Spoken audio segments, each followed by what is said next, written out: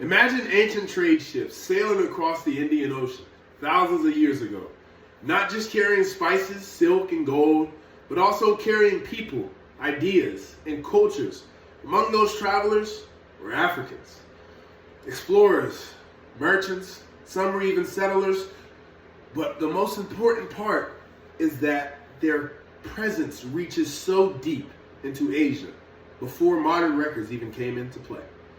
Today, I have the very privilege of telling you the story of Africans in ancient Asia, how they migrated, how they connected, and contributed to the civilizations of the East. My goal is to inform you about the influence, the contributions, and the effect that Africans had in Asian civilizations. Based on the works of scholars such as Ivan van Sertima, Renuko Rashidi, and Frank M. Snowden Jr., I will vividly explain the significance of Africans in ancient Asia.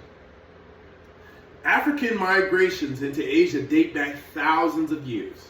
Archaeological and genetic advancements shows African populations settling in regions such as the Arabian Peninsula, India, and even Southeast Asia.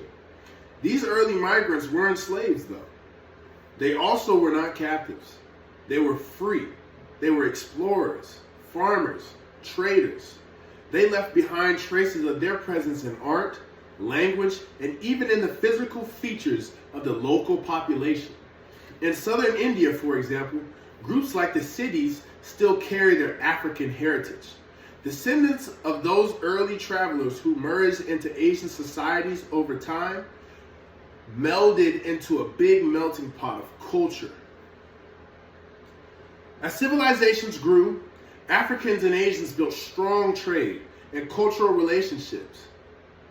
Historian Frank M. Snowden, in Before Color Prejudice, reminds us that in ancient times, race was not seen through the same lens.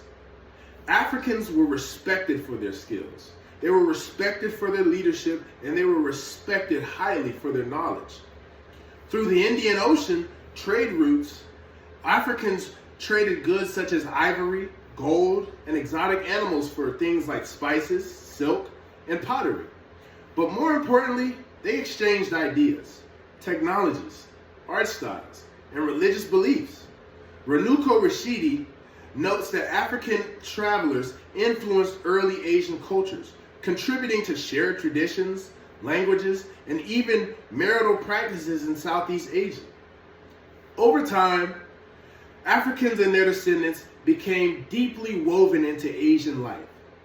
In Africans and early Asian civilizations, Rashidi describes how deeply that Africans helped shape the social and political landscapes of Asia, particularly in India and along the coast of the Arabian Sea.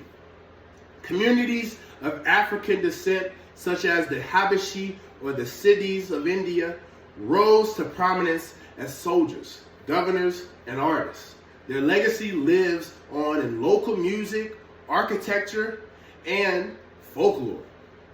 These contributions remind us that in Africa's history is not limited to just one continent. It's global. Africans were builders of civilizations wherever they went. In conclusion, the story of Africans in ancient Asia is one of exploration, of connection, and legacy. They migrated across oceans, helped establish trade networks, and enriched the cultures they encountered. As Van Sertima said, and Rashidi shows, their influence runs deep, not just in artifacts and history books and dances and music. They established their footprint by taking charge of the space that they inhabited. So when we think about Asian world history, we shouldn't just see Africa as an isolated prospect of it, but as an active central part of humanity's global journey. Africans were not just passengers in history, they were navigators. Thank you.